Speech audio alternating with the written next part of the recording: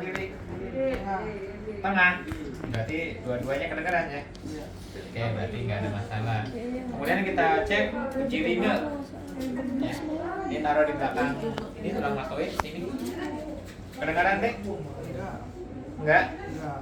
Sini? Enggak. Ya. Yang sebaiknya itu hantarannya itu bagus, hantaran udara atau hantaran tulang? Hantaran tulang. Hantaran tulang. Udara. Ya, udara biasanya lebih terdengar sih. Ya, tadi ada satu lagi tes wabah. Yang tes wabah itu dengarkan ke anak, masih kedengaran? Masih? Masih? Enggak. Oh, enggak, berarti sama begitu ya. Jadi itu tes wabah ini. Dek, kok lehernya pendek banget ya, Dek? Oh, nggak tahu ya. Iya, ini kita cek apakah dia ada lehernya panjang atau pendek. Kalau ini mah normal ya, bagus. Parahan itu lehernya normal. Kemudian kelenjar, ya di sini kita cek berapa. Ya, kelenjarnya ada pembengkakan atau tidak. Kemudian letak traheanya, barangkali traheanya itu di belakang kalau dia ya. Ini traheanya di depan ya, bagus ya. Kemudian ada nggak pembesaran kelenjar tiroid? Biasanya di sini ada pembesaran. Ya, kalau misalkan dia lagi demam tuh kelihatan. Ya, kalau ini nggak ada. Ya. Kemudian ada nggak pelebaran vena atau jugularis vena menghadap sana A? Ya, di sini dicek. Nanti dia ada pembesaran di sini kelihatan. Ya, kalau ini nggak ada. Bagus. Ya, kemudian kita pulsasi karotis di sini ya, karotis kita cek. Ya, gerakannya. Kemudian gerakan leher kanan kiri ya, geraknya. Oke, pintar. Sana lagi. Oke, lurus. Sip. Ya, bagus. Oke, kemudian kita pemeriksaan torak, kaji dada terhadap stridor sini ya, serak, ukur ada nggak sini? Ya, di daerah dadanya. Jadi kalau stridor, serak itu kita dengarkan ya. Jadi kita lakukan nanti palpasi dikaji. Ya, kalau kita lihat inspeksi dulu, diinspeksi ini bagaimana ada pengembangan tidak ya, di dadanya. Memang sebaiknya nanti bajunya dibuka, nanti biar kelihatan apakah dia menggunakan pernapasannya perut atau pernapasan dada. Dicek di situ. Kemudian di dada juga kita inspeksi bantalan kuku. Di sini kita cek. Karena ini ada pengaruhnya nanti. Kita cek sini. Dia apakah kembalinya langsung atau lebih dari 2 detik. Kambing pinjar, kambing pinjar. Oke, ini bagus ya. Kemudian selanjutnya inspeksi warna dada ya, warna dada, warna kulit di dada. Ya. Jadi kita cek badan anaknya warnanya apa? Apakah belang-belang atau normal, putih hitam, kuning langsat atau bagaimana? Ya. Kemudian selanjutnya kita cek juga ukuran payudaranya. Ya. Ini apakah sama atau tidak gitu ya? Mungkin aja kanan lebih besar, kiri lebih kecil. Ya. Tapi kalau ini simetris ya, sama. Amati dada terhadap retraksi atau tarikan ke dalam. Barangkali dia ada retraksi. Ya, jadi tarikan dada ke dalam. Mungkin dia sesak. Jadi masuk terlalu dalam. Kalau ini kan nggak ada. Ya, normal. Selanjutnya amati jenis pernapasan anak, pernapasan dada atau pernapasan perut. Ya. Nah, kalau misalkan pernapasan perut, jadi dia sudah tidak mampu ya memompa melalui dadanya. Jadi dia menggunakan pernapasan perut. Kalau misalkan anak masih bayi ya biasanya masih menggunakan pernapasan perut. Tapi kalau misalkan udah dari 5 tahun ya biasanya udah menggunakan dada pernapasannya. Ya. Selanjutnya kita letakkan telapak tangan dan minta anak untuk ngomong 77. Ya, bisa juga di bagian belakangnya. Ini mengecek taktil primitus. Ya. Ngomong deh. 77 99 hitung pitu itu jangan kebanyakan ya. Bunyi rendah di mana aja bunyi rendah itu ya, jadi bunyinya tuh nggak terlalu pekak gitu. Kalau pekak kan, kalau ini mah rendah nggak ada bunyi. Nah, kayak gini bunyi rendah. Nah, nanti ada yang di sini pekak karena di bawahnya itu hati. Yang ICS ke Berapa? Kelima apa keenam? Lima ya, sebelah kanan sini. Kalau pada anak itu kan bawahnya. Kalau pada dewasa kan sudah di sini ya, nanti itu ya, sudah mulai turun. Nah, itu nanti bunyinya pekak. Ya itu untuk perkusinya. Ya kemudian timpani keras itu terdengar di atas sela iga kiri ke-6. Ya, kita hitung iganya 1, 2, 3, 4, 5, 6. Nah di sini kita akan mendengarkan suaranya itu timpani. Karena ini pada dewasa jadi masih pekak. Ya. Terus lakukan auskultasi di lapang paru.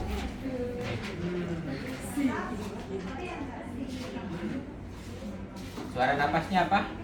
Vesikuler. Ya, normal, bagus. Ya, selanjutnya pemeriksaan jantung, inspeksi kesimetrisan gerakan dada. Nah, ini cek lagi. Kanan kiri dicek, ya. Selanjutnya infeksi anak terhadap sukaran napas. Ya, napasnya itu menggap-menggap atau biasa normal. Ya, kalau ini kan normal ya, bagus ya. Kemudian infeksi anak terhadap cyanosis, bercak dan edema. Ada nggak cyanosis gitu ya, kebiruan ya, di bibir, di tangan gitu ya. Nah itu akan kelihatan kalau dia cyanosis. Ya kemudian periksa kuku anak terhadap labing finger. Nah tadi ini lagi dicek lagi. Ya tadi sudah ya suaranya ya. Oke. Kemudian palpasi pada dada anterior terhadap digit apikal atau titik impuls maksimal. Biasanya dirasakan pada iga ke-4 apikal ya. 1, 2, 3, 4 di selaknya, di antara sela-sela sini. Kemudian perkusi jantung dari area sampai area mitral di perkusi. Ya di sini perkusi. Auskultasi mulai dari sela iga kedua. Ini antara aorta di sini ya. Iga kedua, kemudian sampai ke iga keempat. Ini di auskultasi. Ya, untuk suaranya duduk. Oke, kemudian kita cek bagian perut, ya abdomen. Ya, infeksi kesimetrisan gerakan. Infeksi bentuknya, apakah cekung atau cembung? Ya. Ini bentuknya apa nih kalau ini? Ya, bundar ya.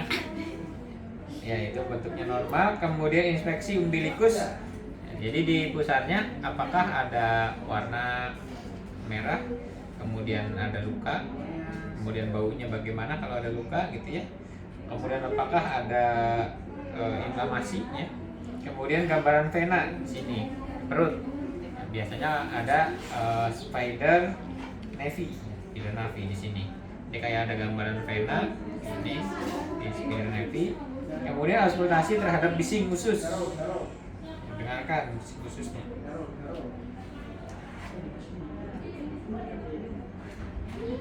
Bunyinya kruyuk-kruyuk ya.